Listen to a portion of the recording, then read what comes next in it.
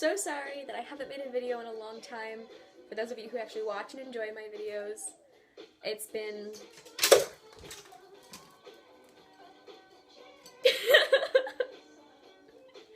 I guess I need to retape that. Anyway, it's been a really long time since I've uploaded a video. Almost Christmas since I last uploaded one, and I'm really sorry. A lot of stuff has been going on. Jesus! I really need to put those up better. Oh my god. Oh god.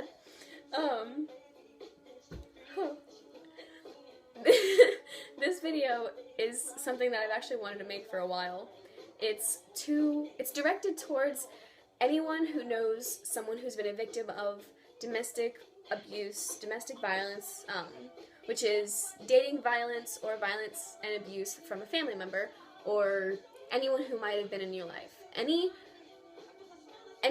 abuse that this person has been put through. Any injuries that they obtain from this experience is going to take a lot longer to heal than normal,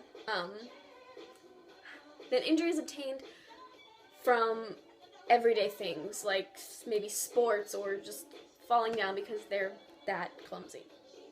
They're going to take a lot longer to heal because of the psychological block that this has put in their mind. And you need to be patient with them and realize that they are not going to be able to do a lot of things. They're not going to be able to listen, to read, to just do a lot of things because of this traumatic experience. And the best thing that you can do for them is to be there for them. They're going to have flashbacks. They're going to have nightmares. It's going to be a really hard time for them, and what they need right now is a friend and someone to be there for them. Making jokes about it, making inside jokes about it with other people, when they can't do something is definitely not going to help. It's probably going to make them feel worse because they're going to feel bad enough as it is that they can't do a lot of things that they could before. So the best thing that you can do is just be there for them. This is going to be a really dark time in their life. But if they know that they have someone who cares about them, who will help them get through it, who will stay up with them until 2 o'clock in the morning when they're having a flashback or they had a nightmare because that person just cares that much. It will help them get through this so much easier. It will make this so much easier on them. And if you're around them and you realize that they're looking over their shoulder a lot. Climb just came on the radio. If they look over their shoulder a lot, it's because they're scared. They're scared. They're looking back to see if that person is going to come for them again, and it may be completely irrational. They could be in another city than that person lived.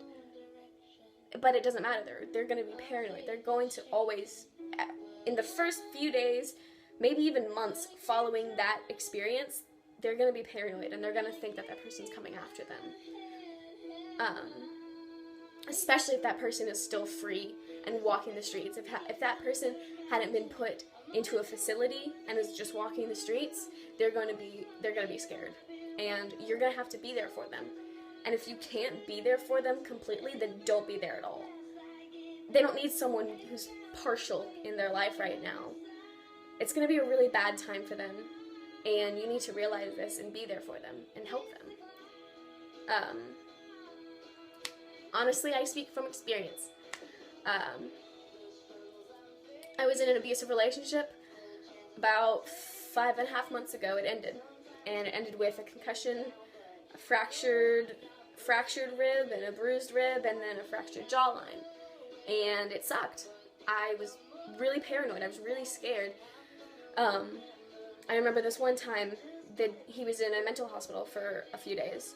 And I remember the day that he was released, I was waiting to get picked up from school. I was waiting at the park that's next to my school. I was waiting to get picked up from school by one of my friends. And I was with I was with this guy who was my friend, who had been my friend since the first day of school. And I told him that I was really scared because I thought he was going to come after me, because this was the day that he was released. And I was waiting with him and his friends. And this was, I think, the first time that I had ever spoken to his friends.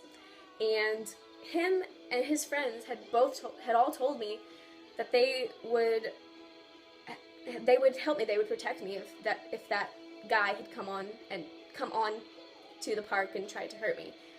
And I can't tell you how amazing that had felt. That this guy that had been my friend cared that much, and his friends, who I didn't even know, was gonna help me, and it felt great. And I had some pretty wonderful people help me get through it, and help me get through court, help me get through the weeks and months after that experience when I had flashbacks and nightmares, and it made me being here and being able to talk about it right now, it made it possible.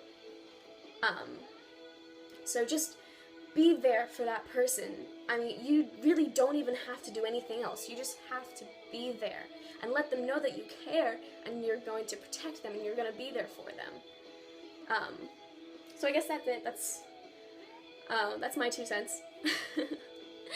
And if the person that's watching this right now, if you're in an abusive relationship, or you just got out of one, as I always say in every single one of my videos, you can contact me and I'll help.